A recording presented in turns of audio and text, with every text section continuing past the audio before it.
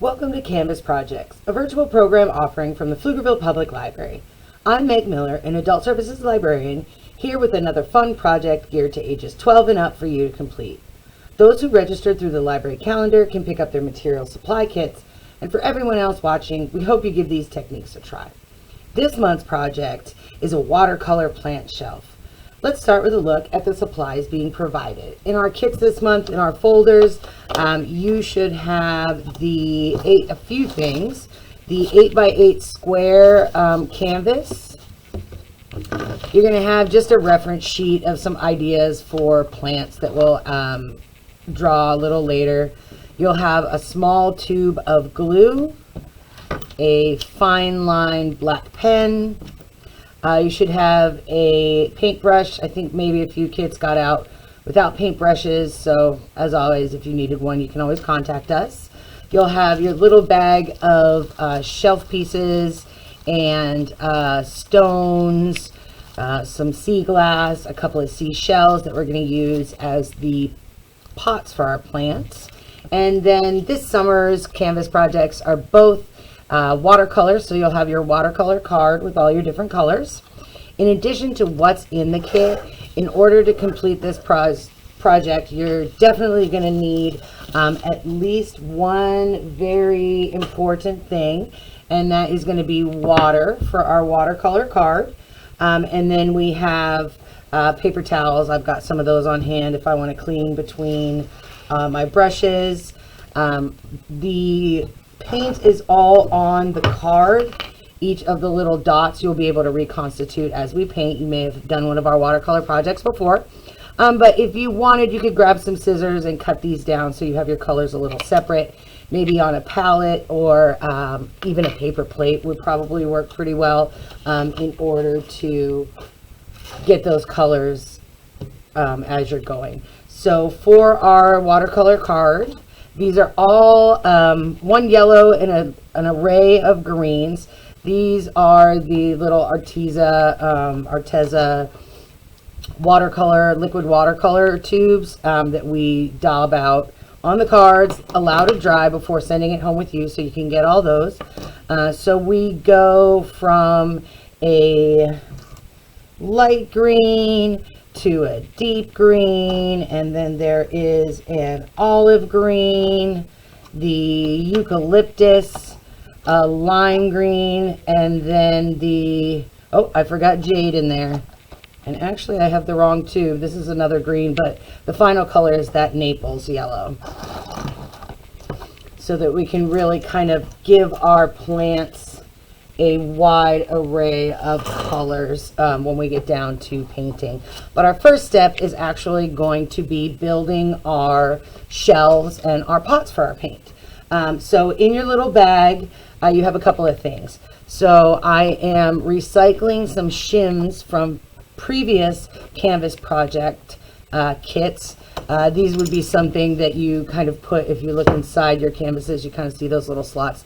These would help tighten up, but we don't tend to send those. So I've had a bunch of these laying around. I felt they made pretty decent shelf shapes there. And then we've got, you could find little twigs outside. I did attempt to get us bamboo that was flat on one side, but the pieces were way too big, so that didn't really work. But because the library's got its laser cutter, I was able to design these kind of little shelf pieces, and they actually do kind of fit together. So if we wanted to do a long shelf, we could fit two of those together. I could do another one down here. Now, the kits have 3 of the larger pieces, and then there is a thinner shelf piece, and you got 3 of these, and then I believe there are 3 of these in the kit, 2 or 3 of those shim pieces. So here's my one little thin one. We're going to put him up there.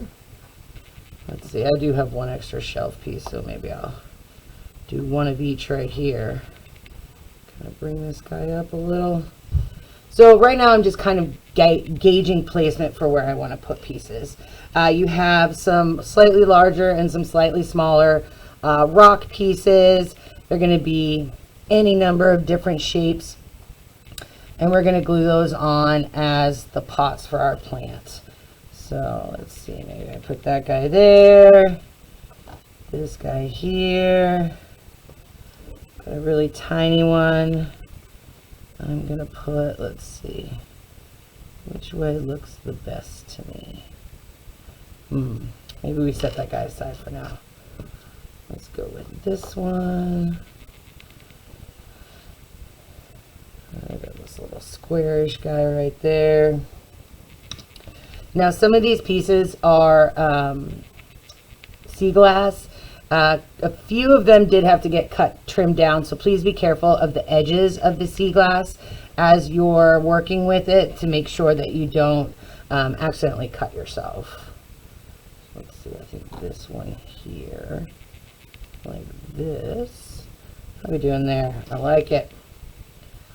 Let's get this yellow with our green. I'm going to do one of the shells here for this one.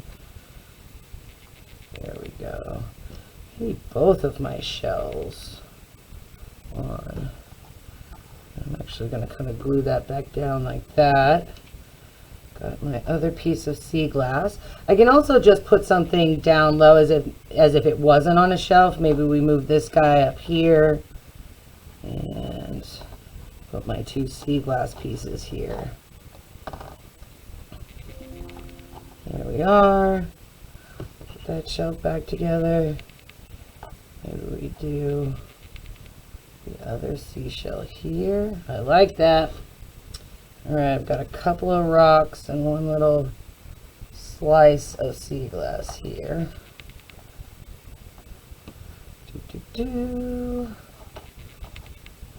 Let's do this side.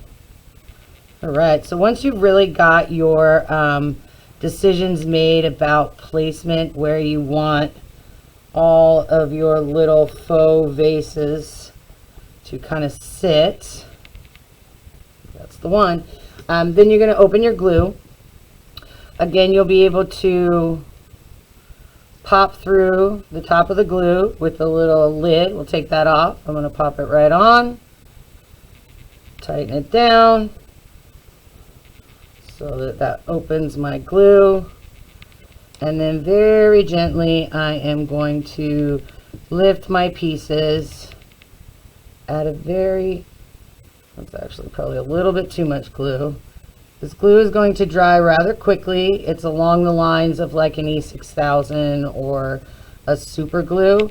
So when you put something down, you have a few moments to move it if you need to, but it is going to kind of settle fairly quickly. So you want to make sure that you're getting things put where you want them. I think I was moving a little bit there. Now, before we do start our drawing step, I would give this a few moments for this glue to set, so that as the pen might bump the stones or the shells, that it won't create movement in your piece. Again, that might have been just a smidge on the high on the glue side. This small tube should be pretty much more than enough for this project. You might even have a little bit left over. Give this a little.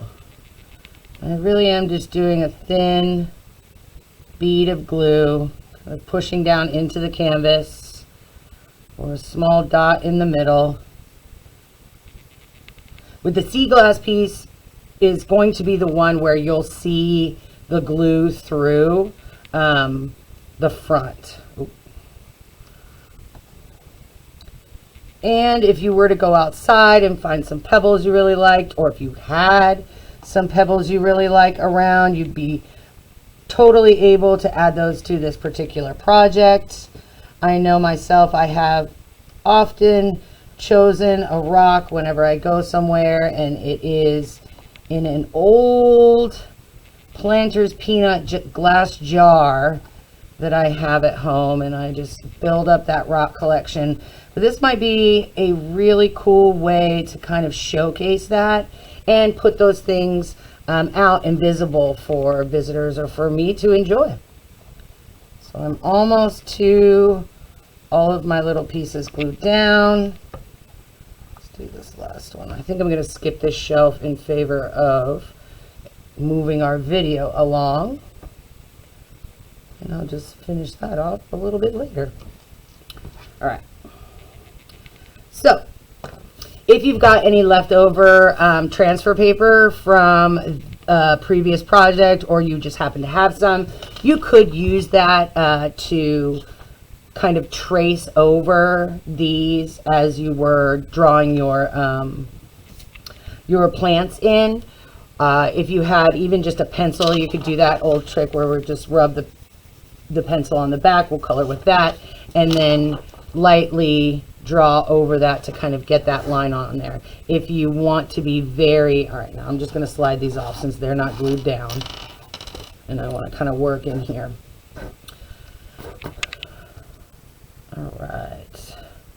Again, for your project, I would go ahead and let this sit for a little bit. Think about what plants you want where, how much room you've left yourself. Like down here, I've put my one piece of sea glass down low, so I've got a lot of room. So I would want to do something like this big monstera, or maybe these leaves here. And I'm just going to give myself, with my fine line black marker, some of these lines here for my stems. And let me... And then this, I love this leaf because it's really so much just a heart shape. So I can just bring that heart shape down here with that kind of line down the middle. Do that another bigger one up here. Let's see, I want to come from this direction. And then let's get some kind of looking here. We've got just the point in the back. I've got one coming this direction where we're seeing the back of the leaf as it's going down back behind. And then we can leave that for now. I love all these little kind of hanging plants here where you've got that length. So kind of here is a good location for me to just, and I can almost as if it was hanging right off the side of that shelf.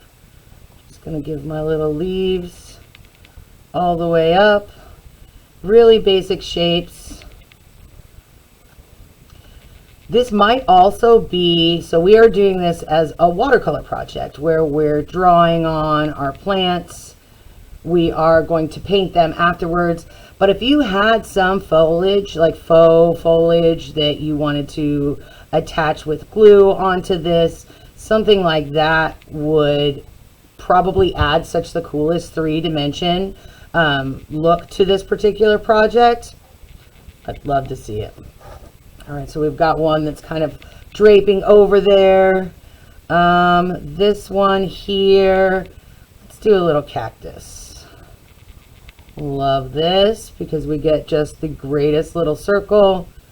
I'm going to give myself some lines down with the marker, a little bit of our kind of on top, although I love a blooming flower. So if I maybe had some extra watercolor paints, I'd probably come back at that with like a pink or a purple, something really light.